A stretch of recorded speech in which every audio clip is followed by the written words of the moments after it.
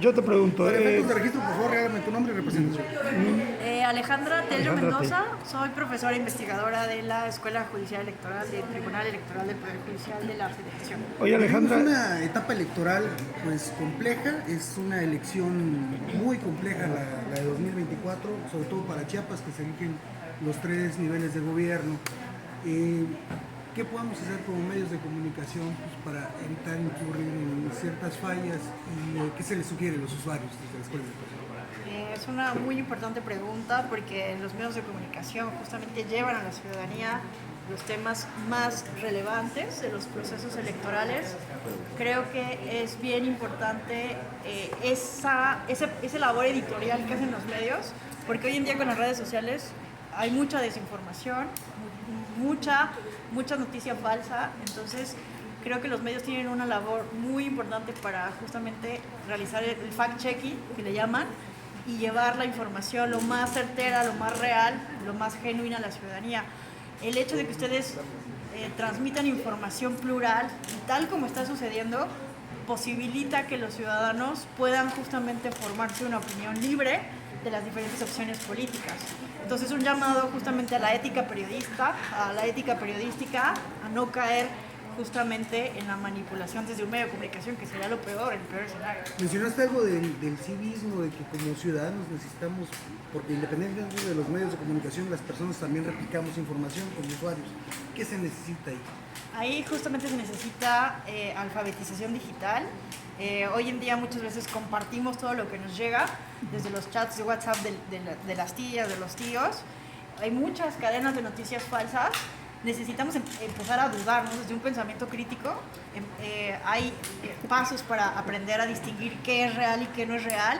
La recomendación es justamente cuando veamos una noticia que nos llega desde WhatsApp, desde redes sociales, ver cuál es la fuente, quién lo está compartiendo. Ahora en WhatsApp hay una regla, ¿no?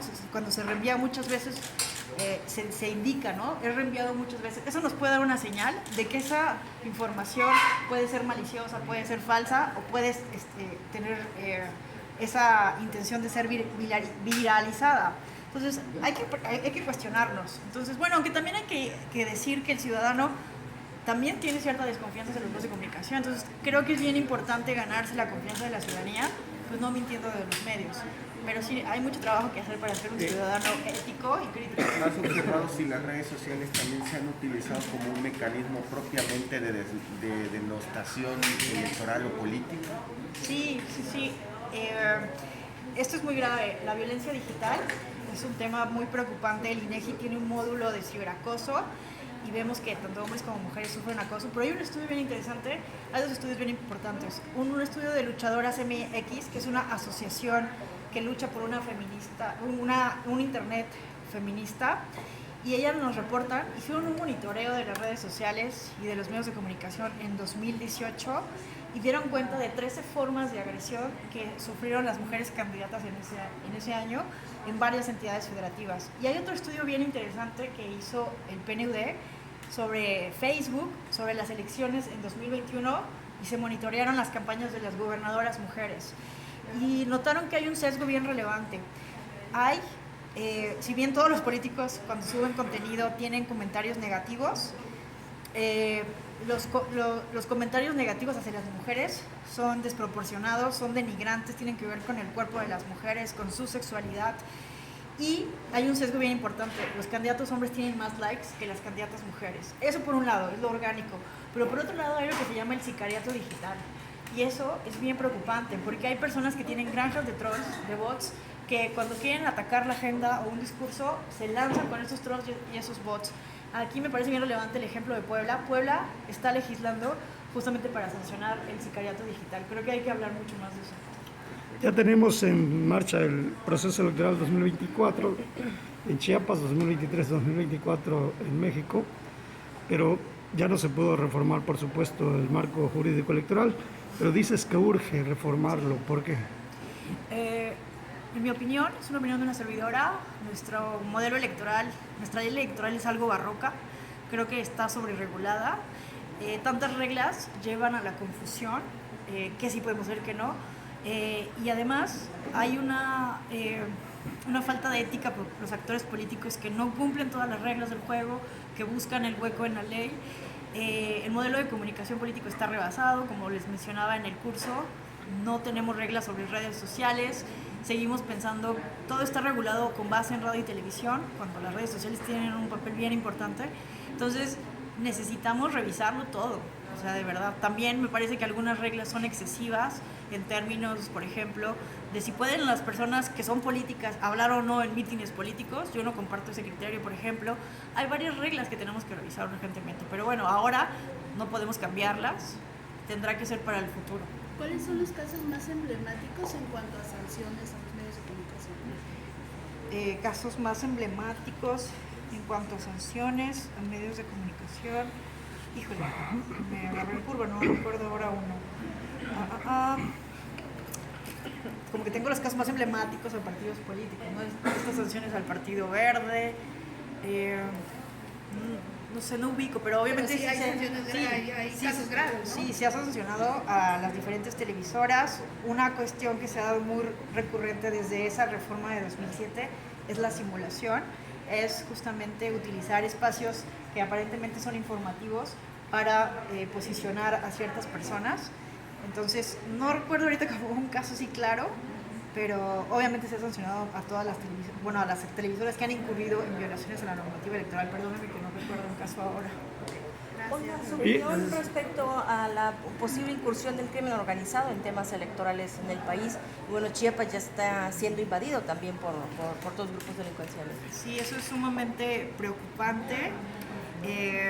Tuvimos, ¿no?, en el proceso electoral pasado un caso que llamó la atención, fue en Michoacán, donde también se proponía la nulidad de algunas elecciones a partir de esto, y la Sala Superior ordenó al Instituto Nacional Electoral hacer un plan de seguridad. Creo que se tiene que reforzar muchísimo.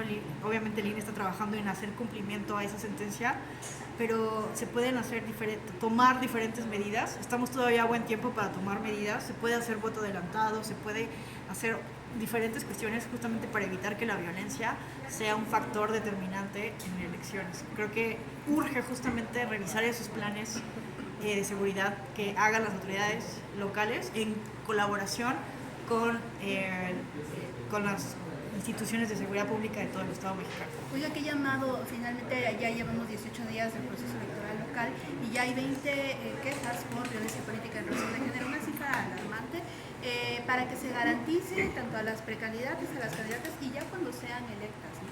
Sí, no, qué bueno que tocas este tema, porque además estamos en un proceso histórico. Van a ser 2 mujeres candidatas a la presidencia de la República y ya estamos viendo que se están reiterando los estereotipos de género. Entonces, es muy desafortunado el escenario. Tenemos que justamente reforzar el conocimiento, socializar, de que cualquier persona, sea ciudadano, persona privada, persona pública, candidatos, pueden incurrir en violencia política de género y que deben de saber que ante una denuncia se les puede sancionar, ¿no? Entonces, es muy importante seguir hablando del tema, prevenirlo, denunciarlo y hacer un acompañamiento con las mujeres que están siendo víctimas de esta violencia, justamente para evitar que se llegue a una violencia extrema, a un feminicidio. Sí, desde la Escuela Judicial Electoral se genera el conocimiento y esto vaya a fortalecer la democracia en México, pero el presidente insiste en que hay que desaparecer organismos autónomos, entre ellos empezando con el INE. ¿Cuál es la opinión, el comentario? ¿Cómo lo ven ustedes desde la Escuela Judicial Electoral? Bueno, yo solo le puedo dar mi opinión, no vaya a decir que esto es... Ay, perdón, ¿qué dije? ¿Lo apagué? No, ¿me lo prestas? Ah, sí, perdóname. Gracias. Gracias. Cuídate.